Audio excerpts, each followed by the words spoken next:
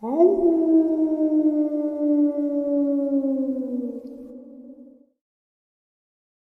and salutations, everyone. I hope everyone is doing well. Welcome to today's upload. Before we jump into it, a couple quick links.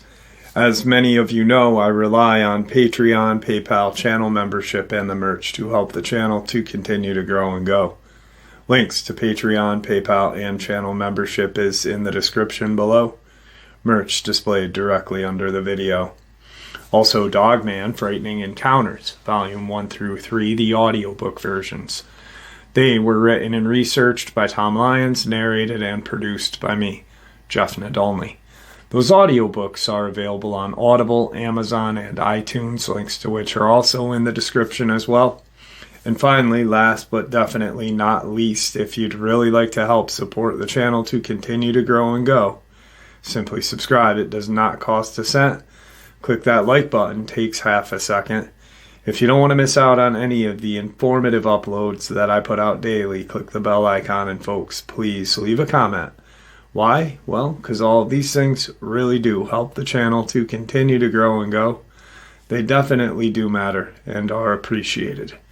And with that, I have taken far too much of your time. Let's jump in to today's upload, shall we? Quickly, before we jump into all of today's upload, when subscribers send me gifts, I like to thank them and show my gratitude and appreciation. Saturday, on the Saturday Nightmares live from New York, I thanked Mad Dog, who sent me a beautiful thermo monocular, and it is awesome.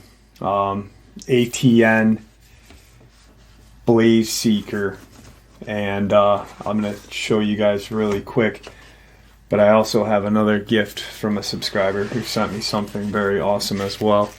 Comes in this really great kind of carry kit there.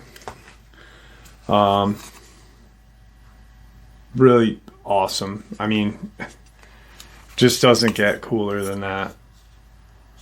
So thank you, Mad Dog. I thanked you on the live, and I know you didn't want a lot of hurrah out of it, but you know, it's an amazing gift, and I'm privileged that you thought of me, so thank you. Second gift I had gotten yesterday. Now, many of you know I have a Shofar, which is a Jewish or Hebrew kind of horn, and I blow it during the live stream, just for fun. Live stream isn't all, experiences and theories. We have fun. So I smelled the tip of it, and it smelled foul.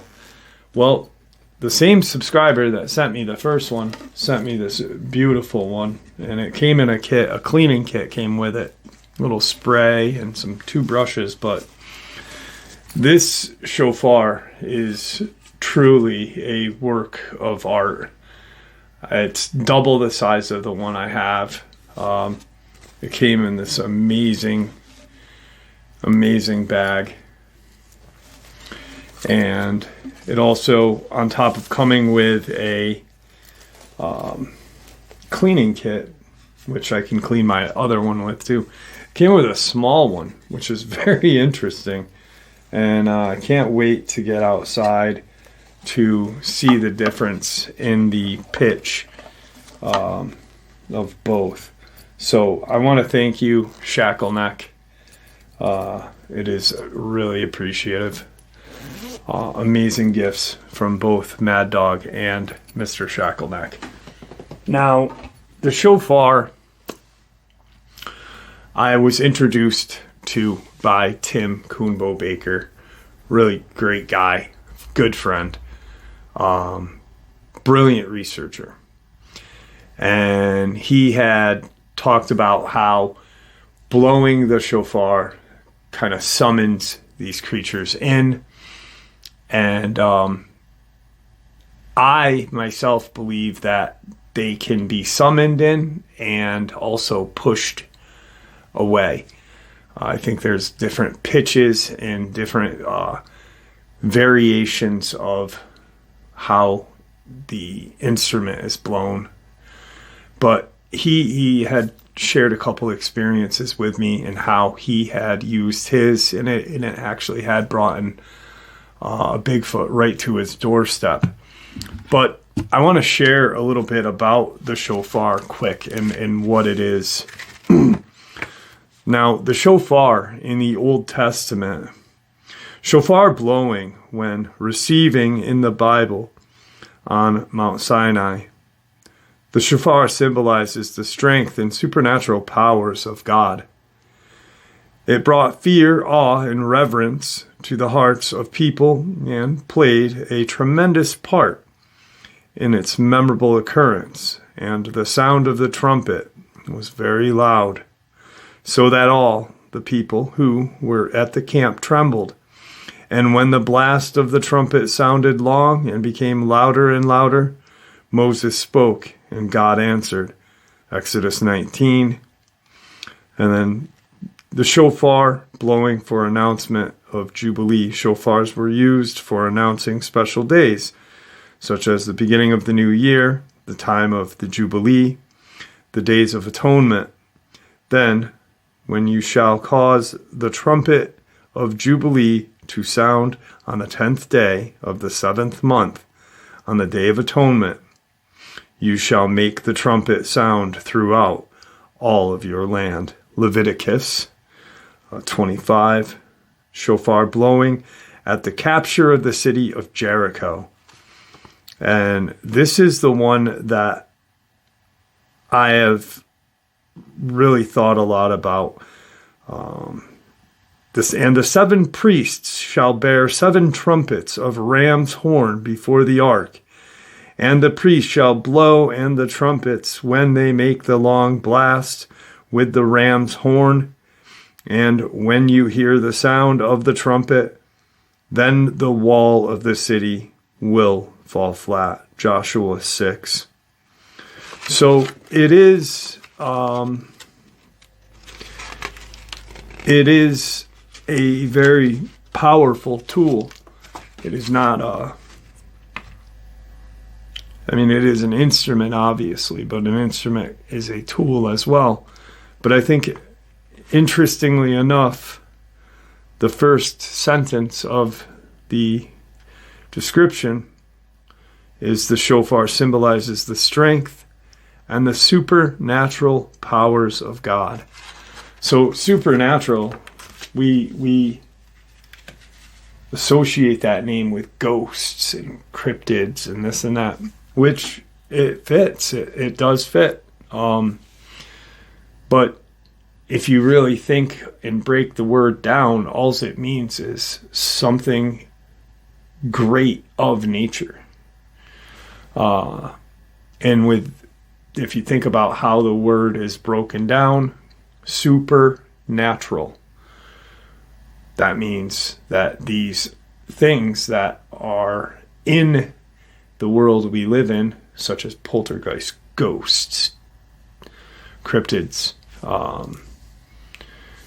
ESP, and other things like that, are of nature.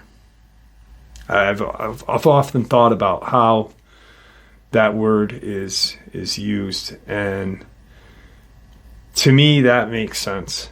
I may be wrong, but I'm no expert. I'm just sharing my theories.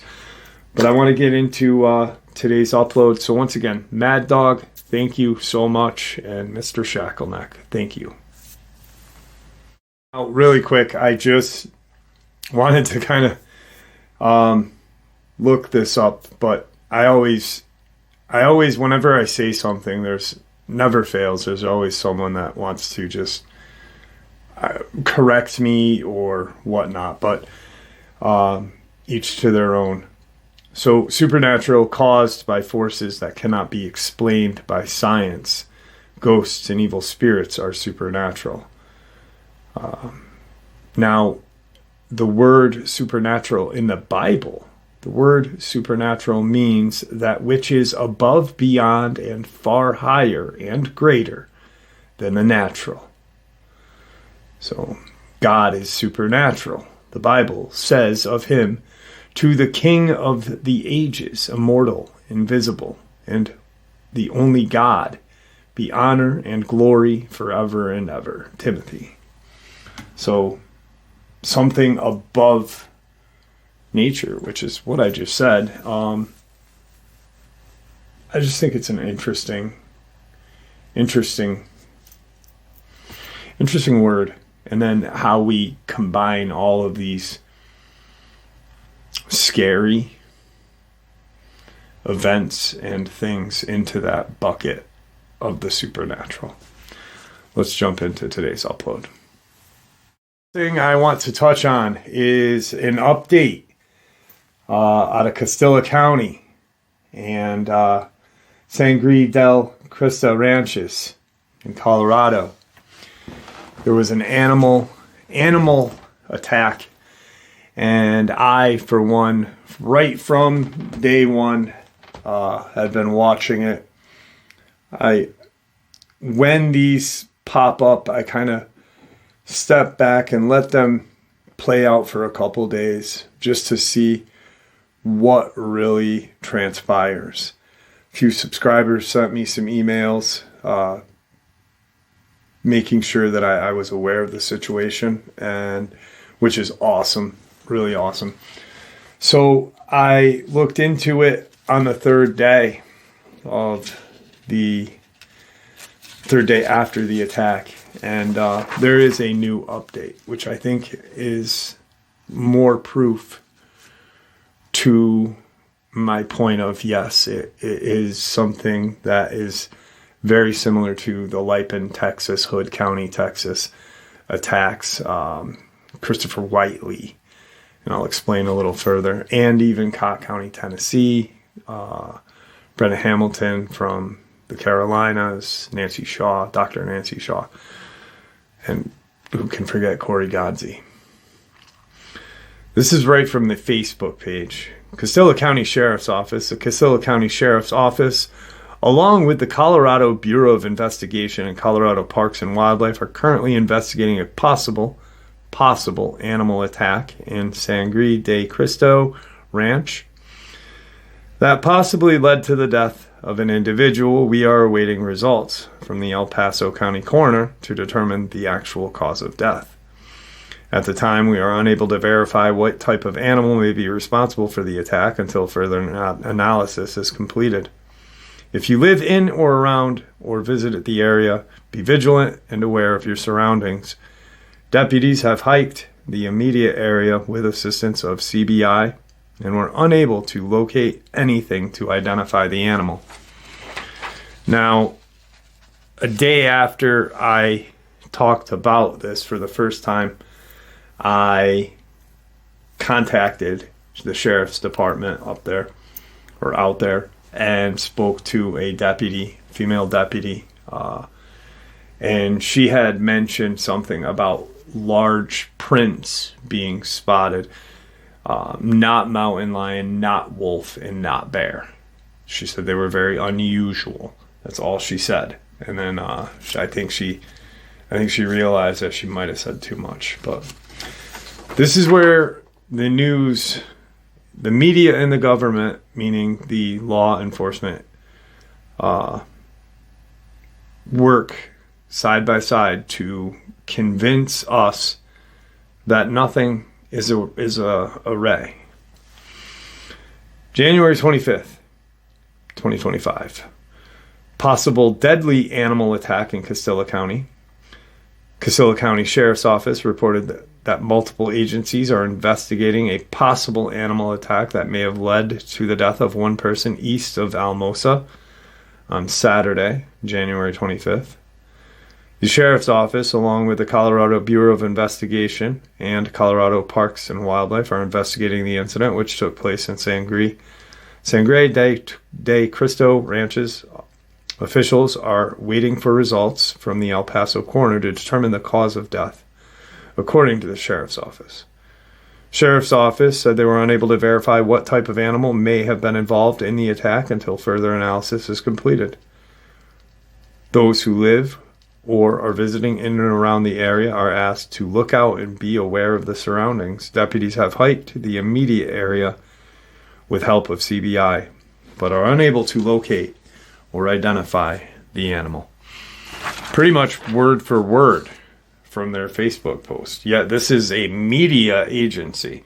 That's how good their reporting is. You know, they and that's what I commented on. Why I think things are kind of strange is if I was the publisher of that paper or the reporter, wouldn't I want to put some filler into it? Like, if it was an animal attack, if it really was an animal attack, like, guys, you know, if you're in this area and you are hiking, how to be aware of mountain lion or wolves and what to do in case one is spotted so you don't end up like this person. No, they hadn't mentioned the gender of the person yet. They're keeping a lot of details secret. Another article, same day, same exact wording, just different sentences. Like, multiple agencies are investigating after one person was found dead from what they believe was an animal attack. The Castilla County Sheriff's Office, Colorado Bureau of Investigation, and Colorado Park and Wildlife said the person was attacked in Sangre de Cristo Ranch. Deputy and CBI officials hiked the area but were unable to locate or identify the animal. Authorities said they were unable to verify what type of animal may have been responsible for the attack until further analysis is completed. They were waiting for the results from the El Paso coroner. Same. Deputies urged people to be careful. 2 days later, the 27th, Colorado Bureau of Investigations, in collaboration with Castilla County Sheriffs, are investigating a possible animal attack in Sangre del Cristo Ranch. A spokesperson for the sheriff's office said that the alleged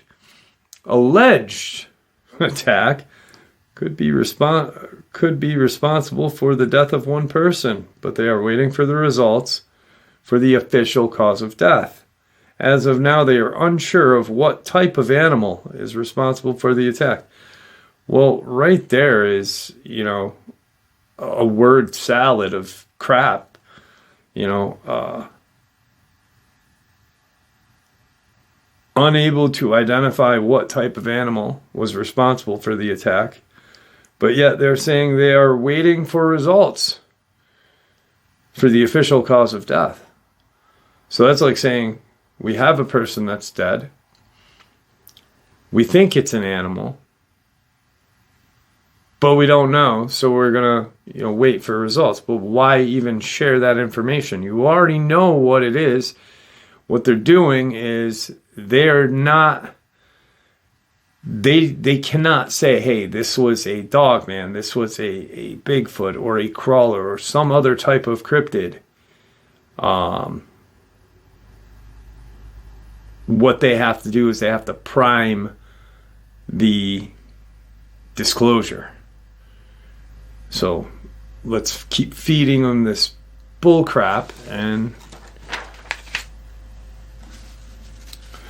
now this is a day later, almost 4 days after the attack. They finally tell us the gender.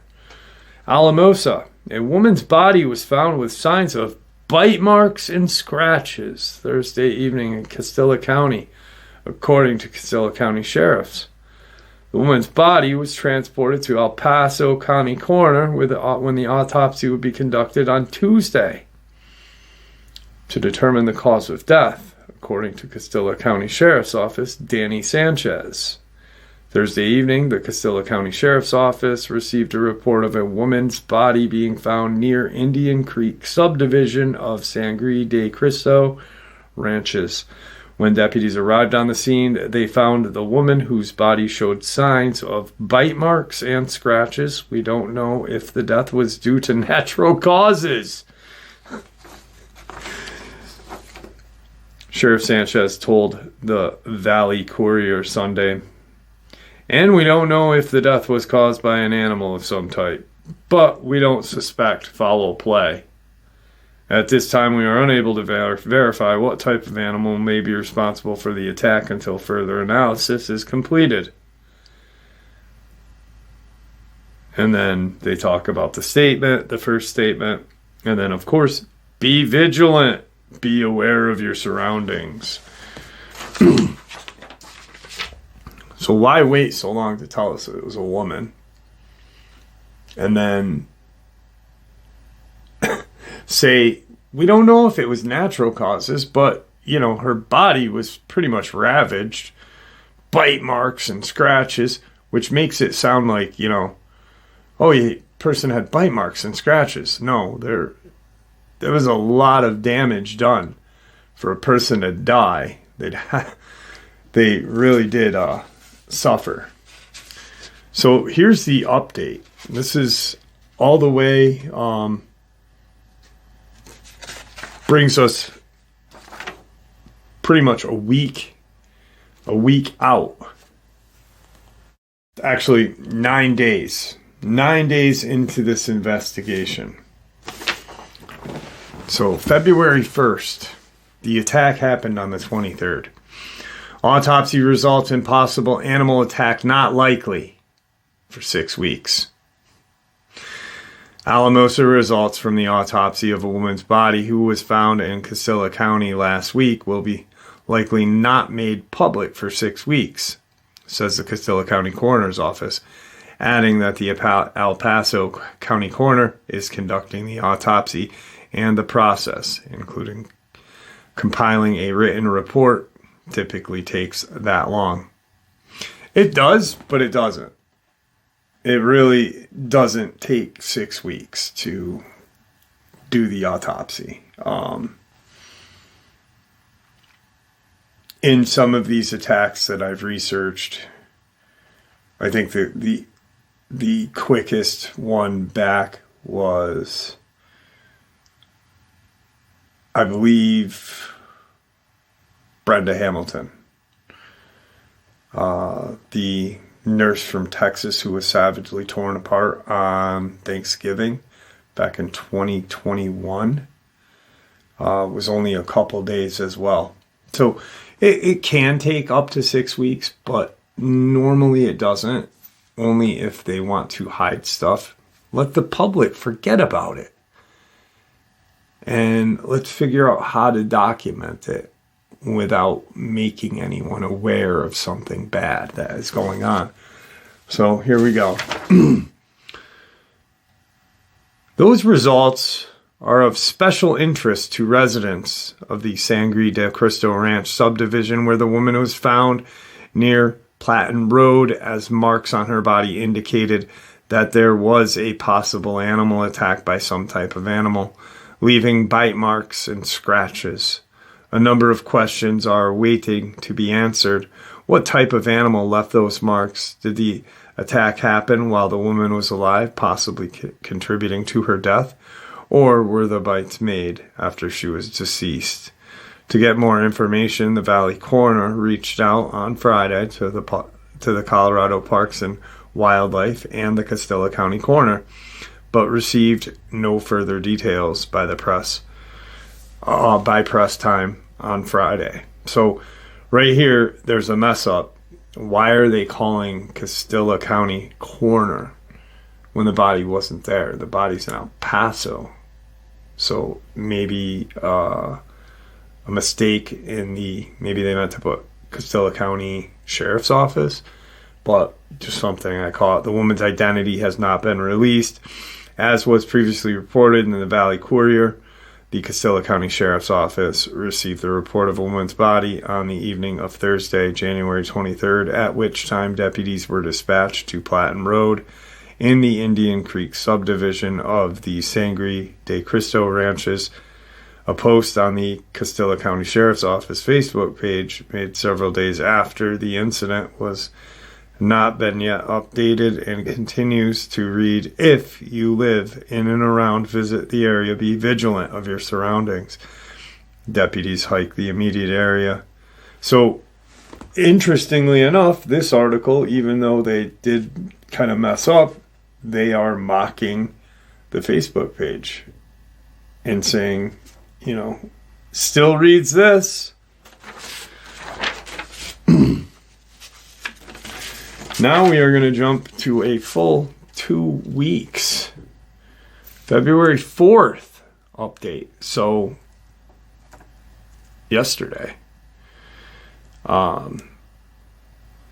Woman found dead in Castilla County prompts animal attack investigation.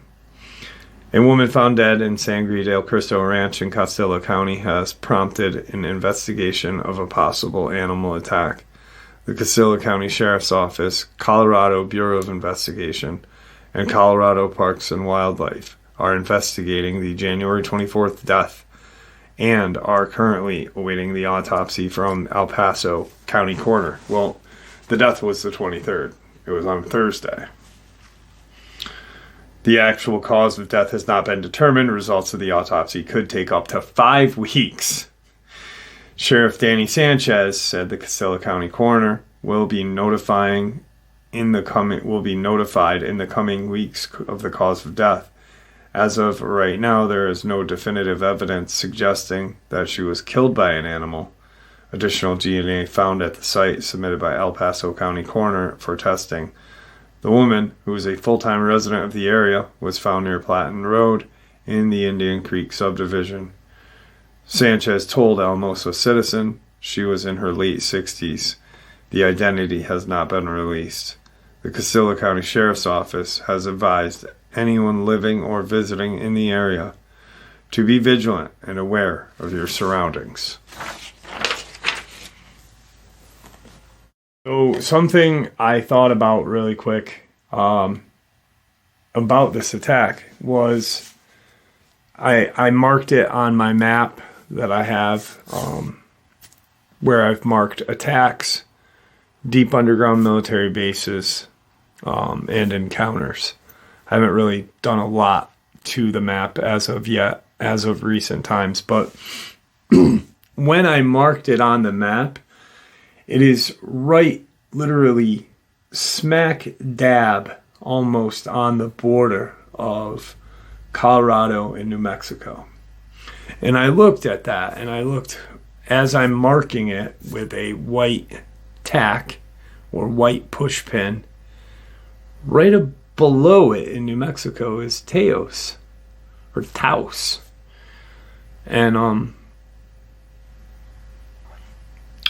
right to the left of it, or to the right of it, would be Dulce, which I found interesting. So I wanted to look and see the measurements of, or mileage and distance between the two. And this is by road. So from Sangre de Cristo Ranches in Colorado to Dulce is 2.5 hours by road. But as the crow flies, would be far less than that, or how cryptids move. It's all a mountainous kind of mesa-like area. Archuleta Mesa is right there. And then to Taos is only 1 hour and 37 minutes by road, or 85.9 miles. Dulce is 135.6 miles. But if you think as the crow flies, that's a hell of a lot shorter than taking the road that kind of zigzags. Because you really have to go out of your way to get, there's not a straight shot to either or. But we know that these cryptids don't follow the roads. If there's, a straight shot through the woods, why not take that? And that's what they would do. Not saying that this is any kind of, but I just found it interesting, and I'll show you guys really quick. So right here is where the attack occurred. Right there is Taos, and right here is Dulce. Very interesting. I don't know. Probably not any kind of involvement, but I think the grouping is very interesting. To me, it is.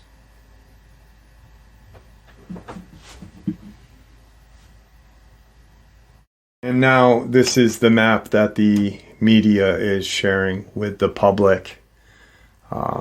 After you guys check that map out, we'll jump into today's subscriber submitted experience.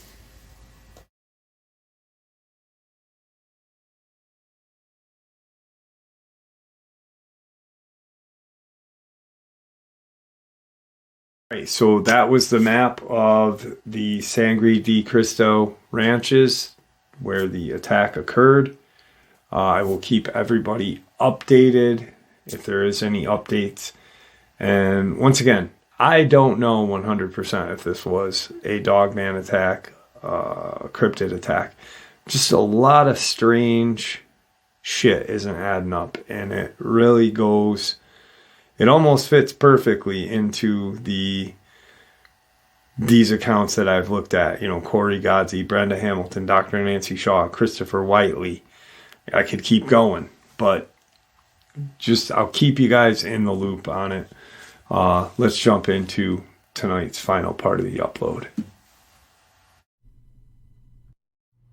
Today's first terrifying experience in the woods.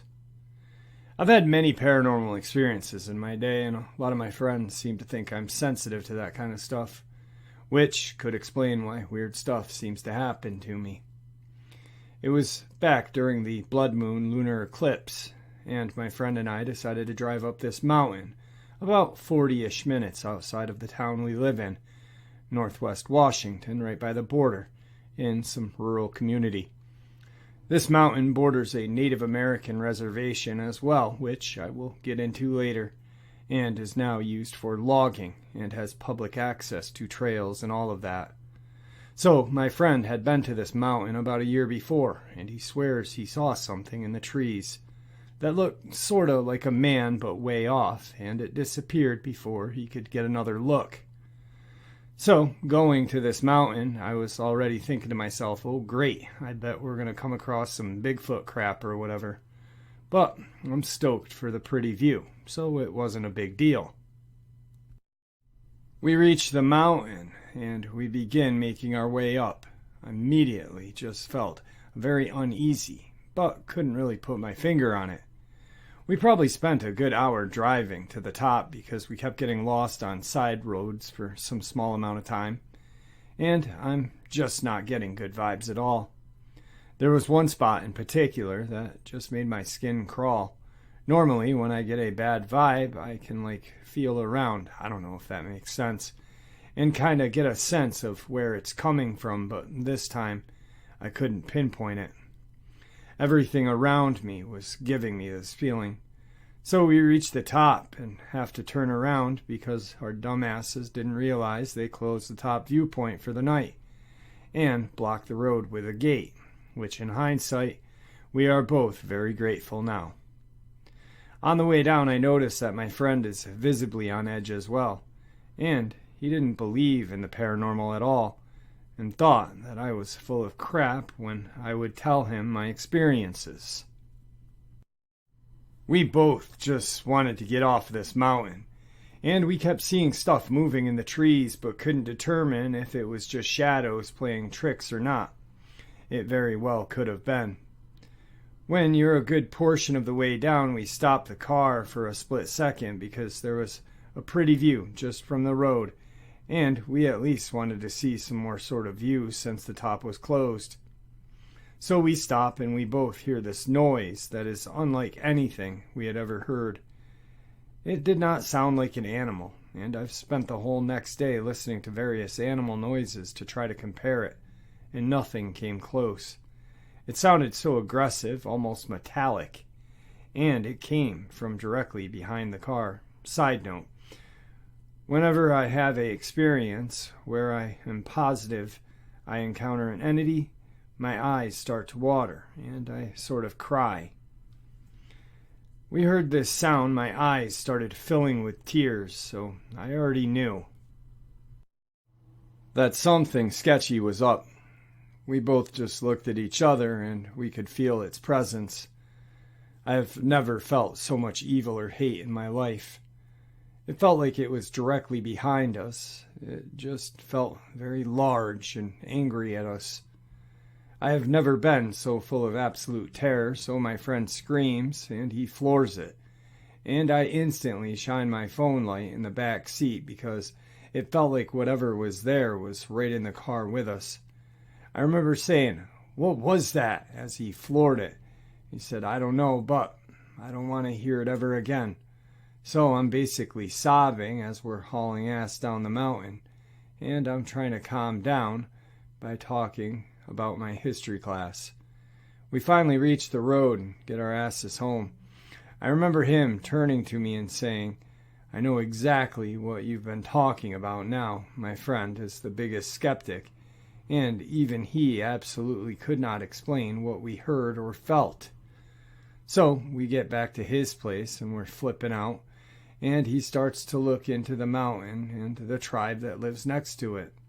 I begin to wonder if his experience the year before had anything to do with it, and he immediately finds native folklore from the local tribes that have to do with this creature called stick Indians, a malevolent forest/mountain spirit that sort of resembles what we think is a Bigfoot.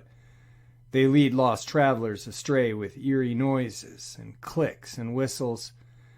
I'm not extremely educated on this topic, though, so any further information or ideas would be appreciated.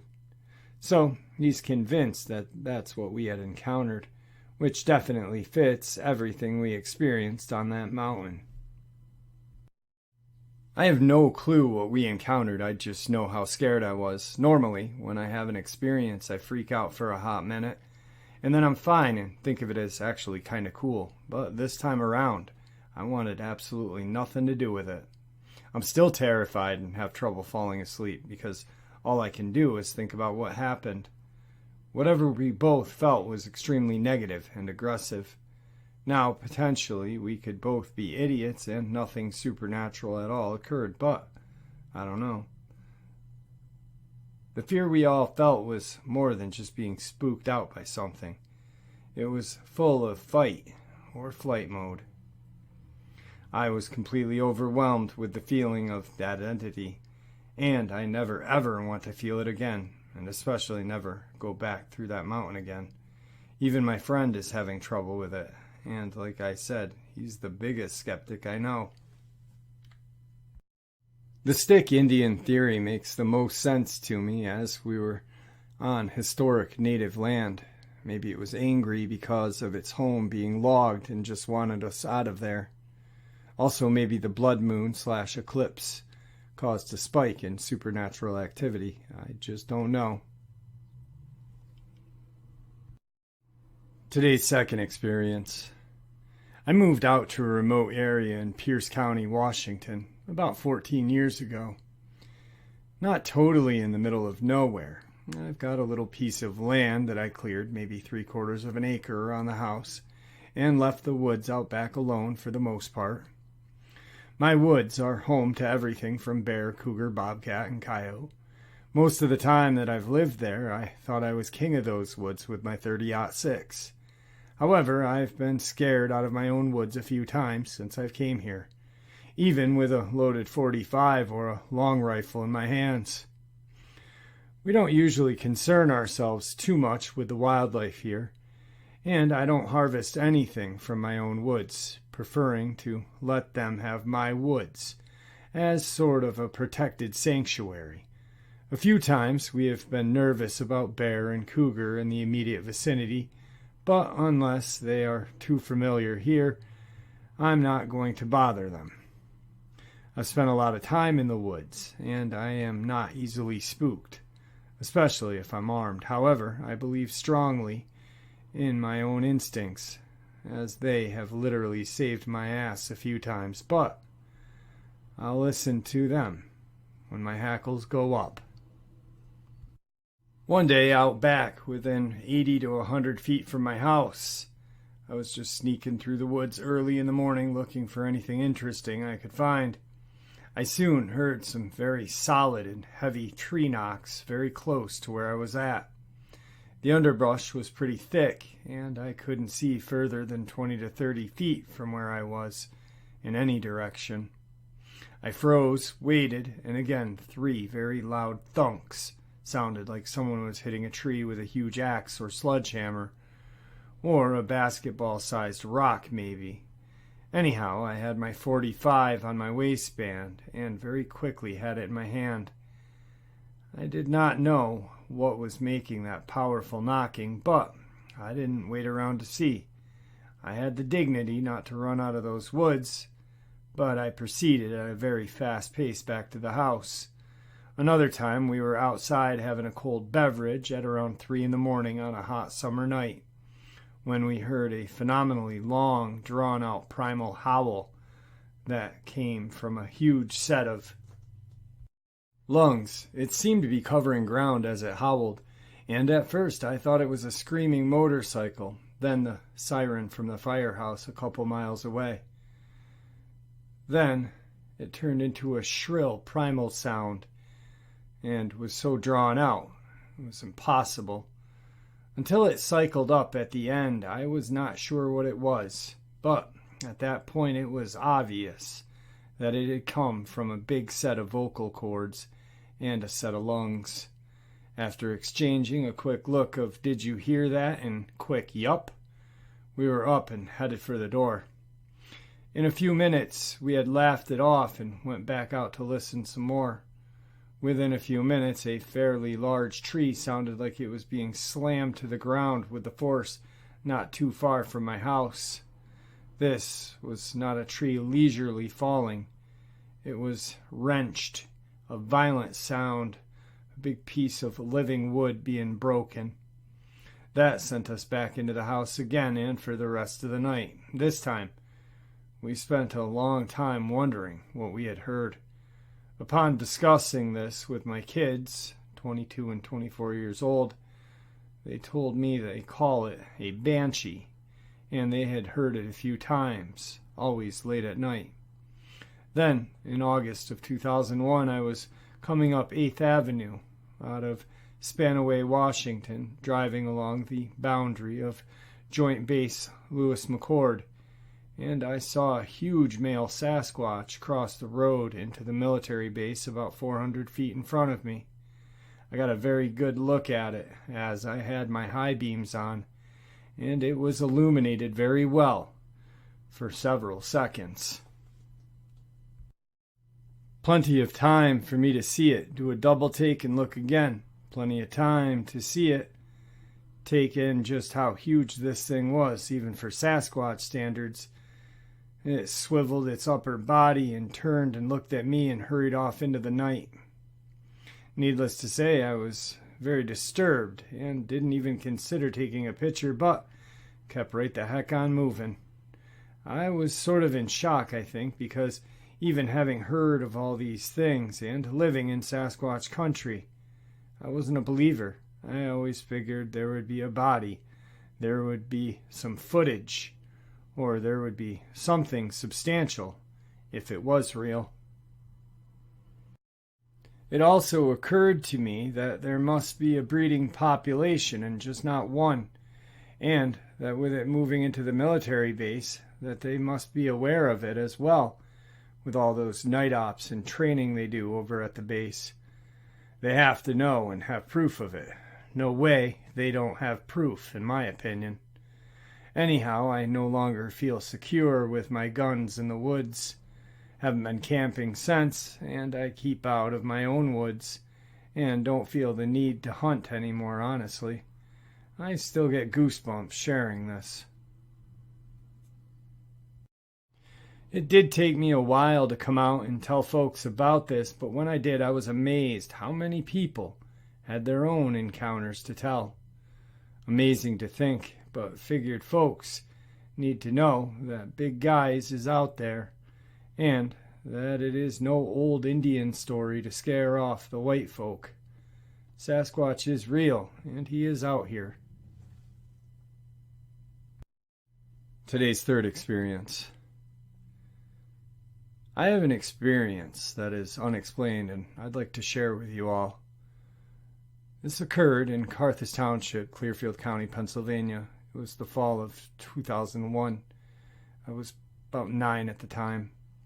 We lived down the street from Benton's Market. I can't remember the street name, of course, because it had been so long ago. But we lived before a bend that led down to a headquarters of a company that had big rig trucks parked there. My dad worked on the road for a construction company, so at the time it was just my mother and I. She worked for the Perma-Grain product factory in town. This had to have been on the weekend or a school holiday break because we were both home at the time. I remember hearing bobcat screams in the woods behind our house all the time. The local wildlife was very diverse and is something I would no longer be used to as I live in Pittsburgh now. Anyway, there was a wooded area close by. We had even witnessed 2 bear in our time being there. But I'll never forget the night our dog Lucky went completely ballistic, barking at something or someone outside on or near our front porch. I remember looking out the window while my mother was asleep and seeing what I at first thought was someone else's dog or coyote. I'll never forget what I saw and never would have contacted anyone about it until I recently seen some reports of supposed dogmen. I really don't know how to explain it. I didn't see its eyes, but I did see it was easily 6 to 7 feet long and canine. It was only visible for a few seconds, but clear as day, this thing was something that stuck in my mind and still does to this day. My mom had woken up and gotten off the couch to look at me, and also saw it. We both still swear to this day what we saw. Its fur was definitely a lot different, and very mangy looking compared to other wildlife in the area. We think it was attracted to the food we leave out for stray cats in the neighborhood. It actually bounded off after a few seconds. It wasn't upright at all, and it stayed on all fours, but it was taller than an NBA player and moved in different manner than anything I've ever seen. It had me visibly shaken, and I remember being stunned. My mom called my dad and woke him up and talked to him about it for hours. Neither one of us wanted to go to bed after that. I remember it turned into my first time my mom and I stayed up and told stories until 3 in the morning. I remember my mom explicitly telling my dad that it was unlike anything she had ever seen, and her only friend in town took her claims as skeptical at first, until I was there to confirm what she saw. I don't know, this experience always had me wondering way later into my adult years as to what this thing was and if there was more of them. I just found it interesting that there were other sightings like this one in Clearfield area and figured I'd share it with everyone. Thank you very much and have a wonderful day. Today's fourth experience. I went hiking with a friend in a very remote area of California. We were both in need of some time in nature and away from crowds, so we did a quick search and found an area with dispersed camping deep in the forests of Northern California. The plan was to camp for 2 or 3 nights, grab our fishing rods, and set out. We drove 3 hours past Redding, California, to a hidden little logging road turnoff. After 45 minutes on this logging road, we found a little area to park on the side. Despite not knowing where we were going, we set out, and we were excited to get away from the hustle and bustle of the big city. The remote lake we planned to hike to was about 8 miles away, and we decided we would camp next to the outflow creek below the lake, about 2 miles from the lake. We got to the area, and that looked suitable for what we were looking for, so we put our tents down, cooked some food, and went to bed. Now, the next day, we went to the lake, fished, explored the area a bit. We made our way back to camp, and it was getting late. Again, we cooked and went to bed. My friend was very serious, and he outright dismisses anything outside of the realm of ordinary. I told him that we were going to be in Sasquatch country, and he laughed it off. At about 2 in the morning, we heard something unexplainable. We both grew up spending a lot of time outdoors, and we both hunt and fish, so we were familiar with the flora and fauna in the area. We were both startled awake by a loud thump, like something huge had jumped and landed on the ground. After that, we heard clearly bipedal footsteps walking near us, shaking the ground, our chest cavities with every step. It was surreal. He looked at me with his eyes wide and said, "Do you hear that? WTF is that?" The footsteps faded, and that was the only experience we had that trip. After we got back, we looked closely at the area we had camped on a map and found a nearby off-trail lake with a difficult hike to get there. And it looked like a perfect place to go on our next trip. The previous trip was in the fall, and we planned the next trip for the following June. We made it back to the same general area and hiked a good 8 hours through head-high Manzanita to get to the base of a scramble we had to climb the next day. This was all off trail. Schwacking, hard hiking, we set our bags down in the clearing next to a tiny creek running out of the bottom of a 3,000-foot granite mountain. We weren't being quiet. We had 40 to 50-pound packs on and laughing and joking the whole time. Within 5 minutes of setting our bags down, something started moving a few willows pretty hard. The branches looked like they were shaking. I yelled, "Bear," thinking that's what it had to have been. My friend said he wasn't sure if it was a bear and that it could have been a cow based on the amount of brush it had moved and the amount of noise it had made when it ran off. However, we didn't see any cow pies the entire trip. Also, farmers in these areas who turn their cows out to roam often put bells on them so they can actually find them when it's time to drive them out of the mountains. I just chalked it up to a bear until I went to a zoo with my family and saw a black bear in person. There is no way an animal that size made so much commotion. We didn't get up to the lake the next day. We tried the wrong path, and it didn't work out. We ended up going back to the same area as our first trip. On the hike over to the new area, I thought I heard some pretty clear knocks.